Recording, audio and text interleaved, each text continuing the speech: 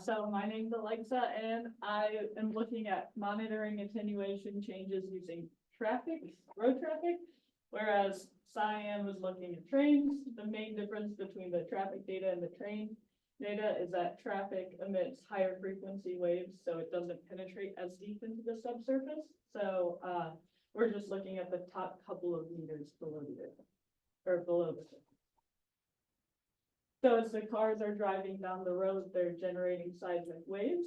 By placing the sensor near the road, we can record these waves and then measure the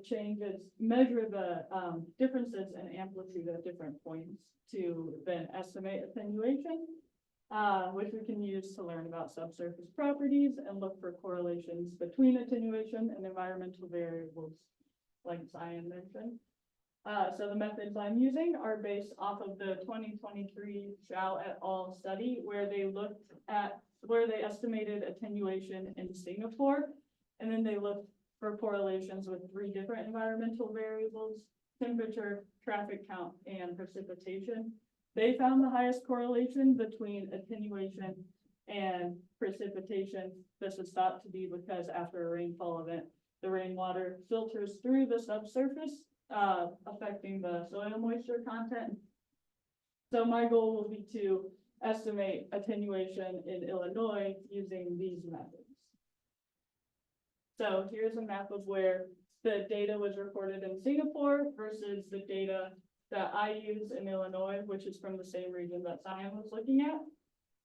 So in Singapore, you can see it's in a more urban environment by the National University of Singapore, whereas in Illinois, we're looking at a more rural area surrounded by agricultural and wind farms. I'm specifically looking at this single seismic station near that highway. So before you can estimate attenuation, you have to identify the individual traffic events in the signal, and then you can measure the amplitudes at different time points to estimate attenuation. Then I'll talk a little bit about the differences between using the data in Illinois versus using the data in Singapore. Okay, so here's just a one-day spectrogram of the data. You can see that all of these distinct spikes correspond to traffic events, so times when a car passes by the sensor. You can also kind of see the daily traffic patterns on the road. Around midnight, the traffic dies down, and then around 8 or 9 a.m. it starts to pick back up again, which makes sense because people aren't driving around as much at night. So here's a zoomed in version on just a single traffic event. You can see that there's a peak in the amplitude on the seismogram up top. This corresponds to when the vehicle is at the closest distance to the seismic sensor. So before the peak, you see the amplitude start to increase as the car is approaching the sensor. And then after the peak, it starts to decrease as the car is driving away. And then here's the signature in the frequency domain, which we'll use to identify the individual events in the signal. You can see the same tree-like structure that Cyan mentioned for the train data. You can also see that in this traffic signal. Okay, so here's a 5-minute look at the data where we've identified these 4 peaks as traffic events. To identify the peaks, you have to set certain criteria. So the first one is a minimum horizontal distance, or like a minimum time difference between events. And this just helps to ensure that each event that you're classifying as a vehicle is a distinct event. You're not counting the same one twice. And then you also need to set a prominence threshold to make sure that the signal stands out enough from the surrounding data, and you're not counting like minor fluctuations in the signal, like the noise towards the bottom, or like train events or something else that would be reported in the data.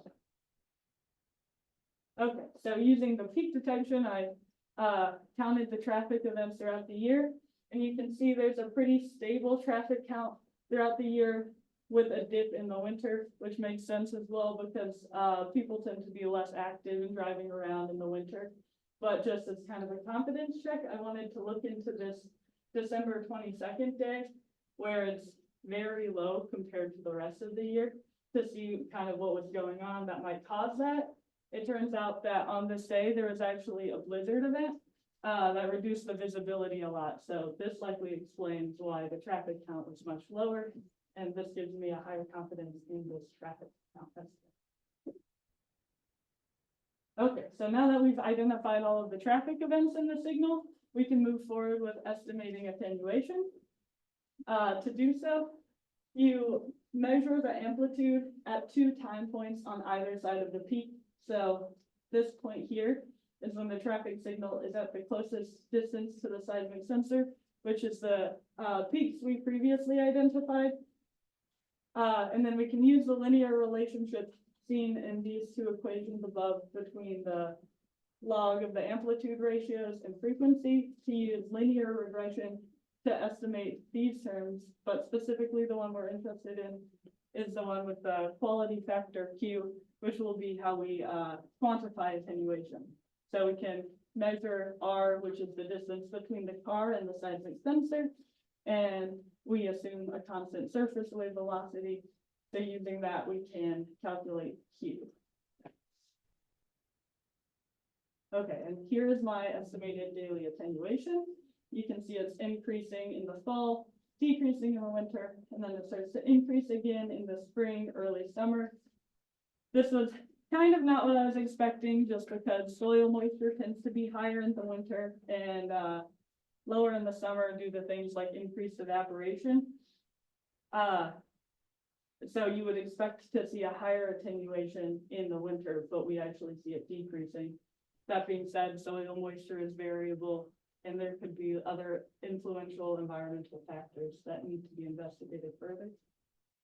But to ensure that like the traffic count, like my peak detection is accurate and not affecting my estimated daily attenuation, like for instance, if I record other signals and I count those as traffic events, then they could then influence my daily attenuation. So I wanted to look into this day, February 9th, 2023. That's coming off of a sharp decrease in attenuation to see if there's something in the signal that's affecting my peak detection and then causing these sharp fluctuations in attenuation. So here's February 9th or February 8th into February 9th. And you can see starting around 11 a.m. on February 9th, we have this very noisy data, and this is actually from wind. So it's possible that I'm identifying some of this wind as traffic events, which could affect my attenuation estimates. This highlights the importance of refining your peak detection parameters to ensure that you're only actually counting traffic events and not counting other like noise that you don't want to include.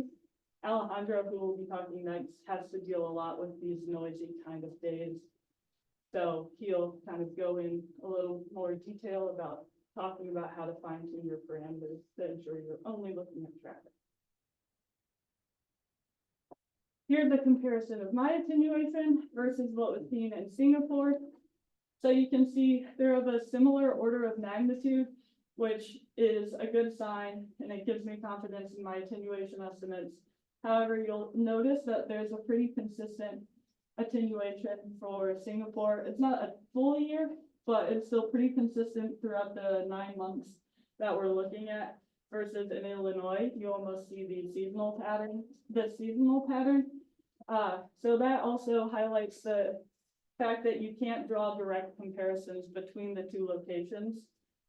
For instance, Singapore is a tropical climate that has a pretty consistent temperature throughout the year, and it has high rainfall. Illinois does not get as much rain. We have distinct seasons, cold winters, warm summers, and like Cyan mentioned, the ground will freeze over in the winter, which does not happen in Singapore.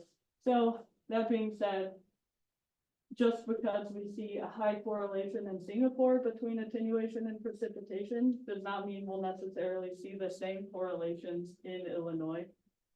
So this will be important to consider in the future. So in conclusion, the attenuation was increasing in the winter and decreasing during the summer. which implies that there might be other environmental factors at work affecting the attenuation estimates. The highly noisy data requires further refinement of the parameters for peak detection. And like I said, Singapore and Illinois have very different climates, so we will likely see differences between the influential environmental variables and attenuation.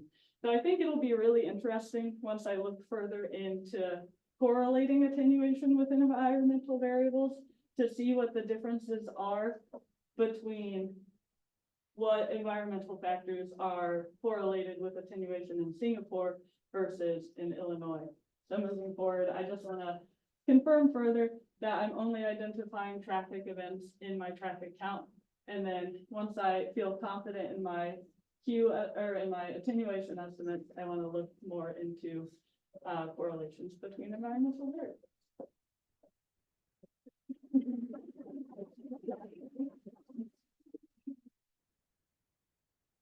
Questions?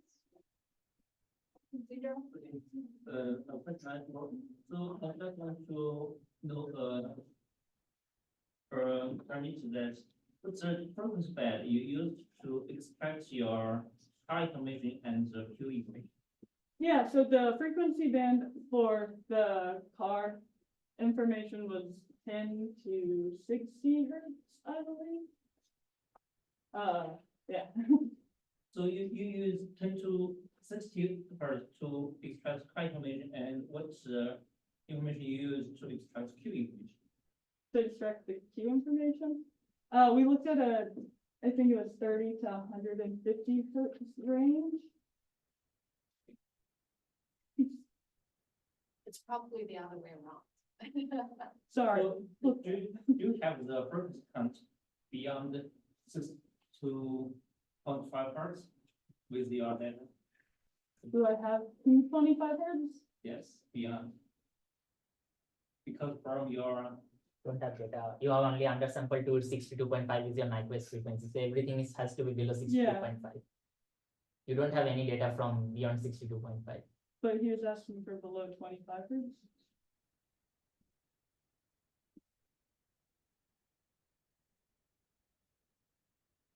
Just a quick comment here.